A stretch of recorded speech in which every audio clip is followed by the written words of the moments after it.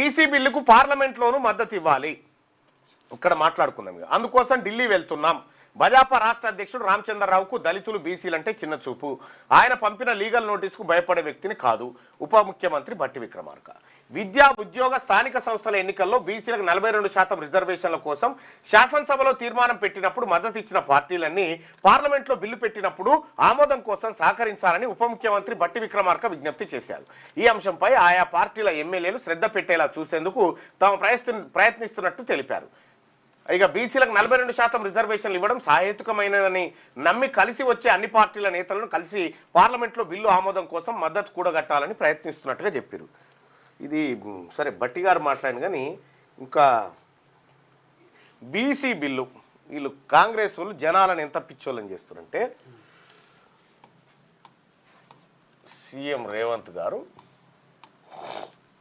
ఈ టాపిక్ మీద తక్కువ మాట్లాడుతున్నారు. ఎందుకంటే ఇది దీని పని అయిపోయింది అనేది. ఇప్పుడు కాంగ్రెస్ పార్టీ ఏం చేయబోతుంది, అది ఎంతవరకు సక్సెస్ అవుతుంది? ఒకటి, అసెంబ్లీలో బిల్లు పెట్టిరు, అసెంబ్లీలో బిల్లు ఆర్డినెన్స్ తీసుకొచ్చి ఆమోదం.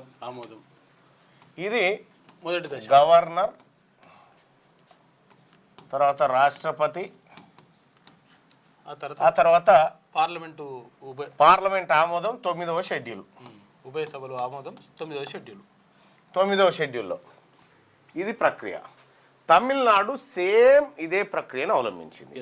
అంటే తమిళనాడులో అసెంబ్లీలో తీర్మానం చేసిరు, 5 సార్లు అఖిలపక్ష సమావేశం అన్ని పార్టీలను కూర్చోబెట్టి 5 సార్లు ఈ ఆమోదం తెలిపినటువంటి ఢిల్లీని, ఏదైతే ఢిల్లీ నుంచి ఇది ఆమోదం తమిళనాడులో తెలిపినటువంటి బిల్లును గవర్నర్కి పంపి, గవర్నర్ నుంచి ఢిల్లీకి పంపి, ఢిల్లీకి 5 సార్లు అఖిల పక్షాన్ని తీసుకుపోయింది. అప్పుడు ఉన్నటువంటి జయలలిత గారు తీసుకుపోయి అప్పుడు ముఖ్యమంత్రిగా ఆమె ఉండే, ప్రధానమంత్రిగా పివి నరసింహారావు ఉండే. పోయి ఆమె ఏం చెప్పింది అప్పుడు అనంటే, తమిళనాడు ప్రజలకు నేను 42% ఏది బీసీల రిజర్వేషన్ 9th షెడ్యూల్లో పెట్టిస్తేనే మళ్ళీ తమిళనాడుకు వస్తా, లేకపోతే రానని చెప్పింది. పోయి ఆడ 10-15 రోజులు కూర్చుంది. కూర్చొని ప్రధానమంత్రి నరసింహారావును ఒప్పించి అప్పట్లో విపక్షాలన్నింటినీ అఖిలపక్ష కూటమిని ప్రధానమంత్రితో కూర్చోబెట్టి మా రాష్ట్రం ఇది కావాలంటుందని పార్లమెంట్ మీద, కేంద్రం మీద ఒత్తిడి తీసుకొచ్చి అది పాస్ చేయించి 9వ షెడ్యూల్లో పెట్టేసింది. 9వ షెడ్యూల్లో పెట్టేసింది. ఈ 9వ షెడ్యూల్లో పెట్టడం వల్ల న్యాయ సమీక్షకు అర్హత లేకుండా పోతుంది అనేటువంటిది ఒక బలమైనటువంటి ఆలోచనతోటి షెడ్యూల్లో పెట్టింది. ఇప్పుడు తమిళనాడులో దాదాపు 69% ఉన్నట్టున్నది. 69% రిజర్వేషన్. ఇందులో 50% రిజర్వేషన్ బీసీలకే. అందులో ఎంబీసీలకు సపరేట్గా ఉందనుకో. ఇక్కడ 50% ఇది ఒరిజినల్ ప్రాసెస్, జరగాల్సినటువంటి ప్రాసెస్ ఇది. తమిళనాడులో జరిగింది అయితే గిది.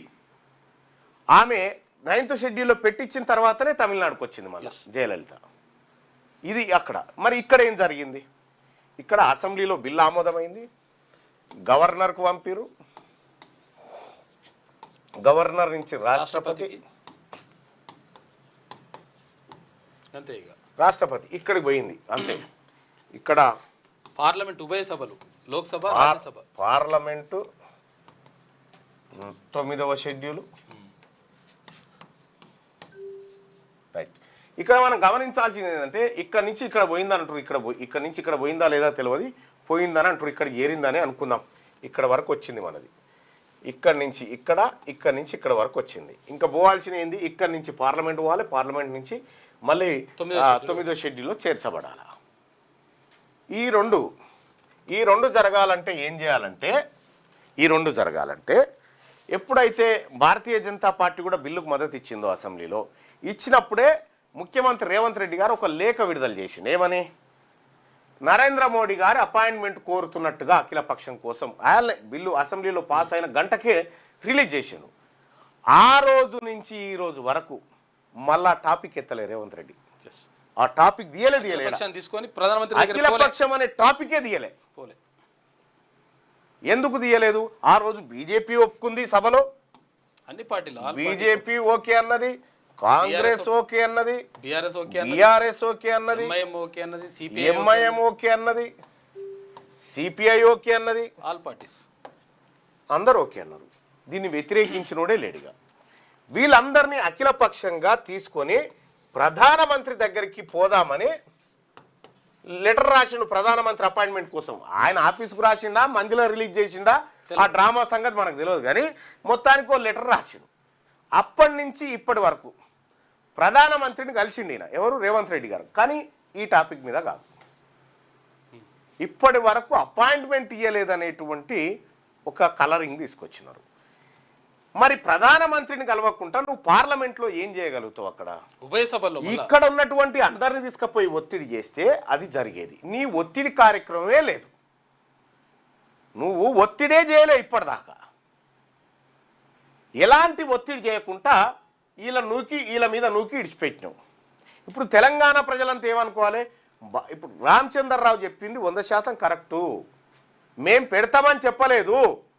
మీరు ఏ విధంగానైతే హామీ ఇచ్చిరో హామీ ప్రకారం మీరు ఇచ్చేయండి అని చెప్తా ఉంది. ఇప్పుడు ఏం చేసిండు రేవంత్ రెడ్డి గారు? ఇది ఉందిగా, ఏది అసెంబ్లీలో బీసీ బిల్ ఉంది కదా, దీన్ని జీవసమాజ్ చేసిండు. దీన్ని జీవసమాజ్ చేసి బొందల పెట్టిండు.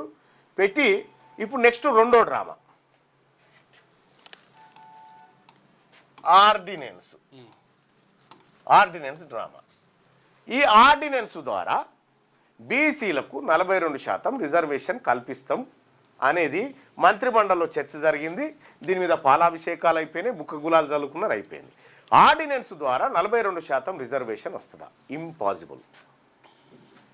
బిల్లు ద్వారానే అసలు జరగాల్సిన ప్రక్రియ గిది. నిజంగా బీసీలకు రిజర్వేషన్ జరగాలంటే ఇటు అన్ని పార్టీలు పోయి ప్రధానమంత్రిని కలిసి పార్లమెంట్ను మెప్పించి 9వ షెడ్యూల్లో పెట్టి వస్తే 42% రిజర్వేషన్ అమలవుతుంది. ఎందులో?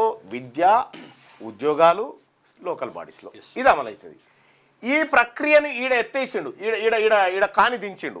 ఈడ కాని దించి రేవంత్ రెడ్డి గారు ఇక మళ్ళీ ఆర్డినెన్స్ దుకాణం తెరిచిండు, దాన్ని జీవసమాజ్ చేసిండు, ఇంకో దానికి పురుడు పోసిండు, ఈ దినుసు తయారు చేసిండు. మళ్ళీ ఆర్డినెన్స్ అనే దినుసు తయారు చేసి ఇక దీన్ని ఏమంటాడు?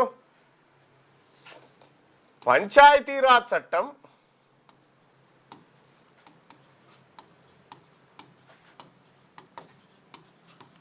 2018 సవరణ. గతంలో కేసీఆర్ ముఖ్యమంత్రిగా ప్రతిపక్ష నాయకుడు జానారెడ్డి ప్రతిపక్ష నాయకుడిగా ఉన్నప్పుడు వీళ్ళిద్దరు కలిసి బీసీలకున్న 33% రిజర్వేషన్ను 23%కి తీసుకొచ్చారు. ఆ మహానుభావులు ఇద్దరు కలిసి బీసీల దగ్గరికి 10% గుంజి వీళ్ళిద్దరు అగ్రవర్ణాలు ఈడబ్ల్యూఎస్ వాళ్ళకు 10% ఇచ్చారు. ఇలా మన బీసీలకు చాలామందికి, ఎస్సీలకు, ఎస్టీలకు అన్న నాకంటే తక్కువ మార్కులు వచ్చినాయి అన్న, ఆ రెడ్డోల పిల్లగానికి ఉద్యోగం వచ్చింది నాకు రాలేదంటే ఇదే జానారెడ్డి కేసీఆర్ ఆడిన డ్రామా. ఇక్కడ దీనికి సవరణ చేస్తాడట. సవరణ చేసి ఆ సవరణకు గవర్నర్ ఆమోదం పొంది అప్పుడు 42% రిజర్వేషన్ ఇస్తాడట. ఎట్లా 42% రిజర్వేషన్ ఆర్డినెన్స్ ద్వారా ఇస్తా అనేది రేవంత్ రెడ్డి మాట. ఇది సాధ్యమా? ఇది సాధ్యపడదు. ఎందుకు సాధ్యపడదంటే మీరు ఇక్కడ చూస్తే Indira Sawhney versus central government, union of India.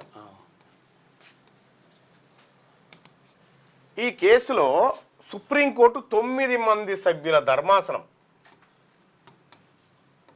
ఏం చెప్పిందంటే, నువ్వు ఆర్డినెన్స్ తీసుకురా, ఇంకేమన్నా డైలాగులు చెప్పు, ఇంకేమన్నా చేయి, 50% రిజర్వేషన్ దాటితే మేము ఒప్పుకోము అని చెప్పారు. 50% రిజర్వేషన్ దాటితే మేము ఒప్పుకోము అనే మాట చెప్పారు. ఇప్పుడు వీళ్ళు సమర్థించుకునేటువంటి ఈ పరమానందయ్య శిష్యులు ఉన్నారు కదా, ఇప్పుడు రేవంత్ రెడ్డి గారి చుట్టూ పరమానందయ్య శిష్యుల సంగతి, వాళ్ళ సంగతి చూస్తే వాళ్ళు ఏమంటారంటే ఈడబ్ల్యూఎస్ తోటి పెరిగింది కాబట్టి ఇక్కడ మనకు పెంచుకునే అవకాశం ఉంది అని చెప్తారు. విషయం ఏంటంటే ఈడబ్ల్యూఎస్ కోటా అనేది economically weaker section, politically weaker section కాదు. ఇది దీనికి సంబంధం లేదు.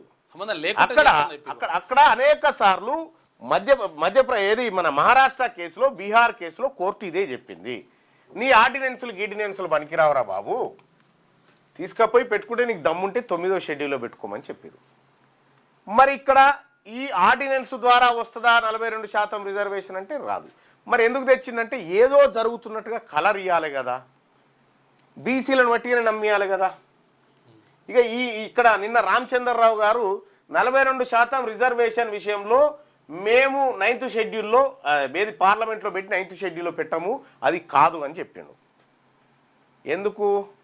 ఎందుకు కాదు రామచంద్రరావు గారు? ఈ అఖిలపక్షం అంతా అసెంబ్లీలో ఏకగ్రీవంగా తీర్మానం చేస్తే బాధ్యత గల ముఖ్యమంత్రి రేవంత్ రెడ్డి అఖిలపక్షాన్ని తీసుకొని ఢిల్లీలో ప్రధానమంత్రి ముంగడ కూర్చోవాల్సిండే కదా. ఎందుకు కూర్చోలేదు అంటే పొరపాటున ప్రధానమంత్రి కూడా సరే పో అన్నాడు అనుకో, ఇక బీసీలకు రిజర్వేషన్ వస్తుంది. మరి ఉన్నదేమో రెడ్డి సర్కారా, రెడ్డి సర్కారు ఉండగా బీసీలకు రిజర్వేషన్ ఎట్లా వస్తుంది?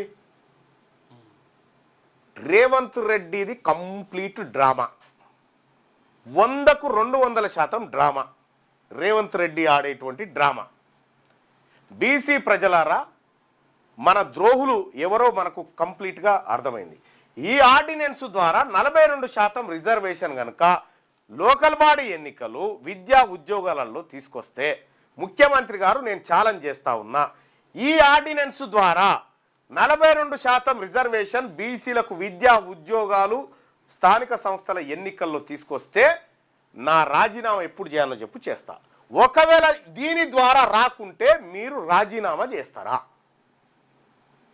నేను ఛాలెంజ్, నేను రెడీగా ఉన్నా. నేను నా ఎమ్మెల్సీ పదవికి రాజీనామా చేయడానికి రెడీగా ఉన్నా. దీని ద్వారా నువ్వు 42% రిజర్వేషన్ విద్యా ఉద్యోగాలు స్థానిక సంస్థల్లో 42% రిజర్వేషన్ బీసీలకు ఇస్తా తేగలిగితే, నిజంగా తెచ్చి చూపిస్తే తెల్లారి నేను రాజీనామా చేయడానికి సిద్ధంగా ఉన్నా. ఒకవేళ మీరు ఇది కాదు, దీని ద్వారా తేలేకపోతే మీరు రాజీనామా చేయడానికి సిద్ధంగా ఉన్నారా? నేను మా బీసీల ప్రజల తరఫున నేను రాజీనామాకు సిద్ధంగా ఉన్నా. ఇది ఛాలెంజ్ నాది. 6వ తరగతి నుండి 10వ తరగతి విద్యార్థులకు గొప్ప అవకాశం. ఏపీ, తెలంగాణ మరియు సిబిఎస్ఈ విద్యార్థులకు ఎలాంటి అడ్మిషన్ ఫీజు లేకుండా సంవత్సరానికి కేవలం 1000 రూపాయలకే ఐఐటీ స్టాండర్డ్స్ తో ఆన్లైన్ ట్యూషన్స్ చెప్పబడును. 15 ఏళ్ల సుదీర్ఘ అనుభవం గల ఫ్యాకల్టీతో క్లాసులు నిర్వహించబడును. ఇప్పుడే ప్లే స్టోర్ నుండి ధర్మవాహిని యాప్ ని డౌన్లోడ్ చేసుకోండి. వివరాలకు సంప్రదించండి 7893051526.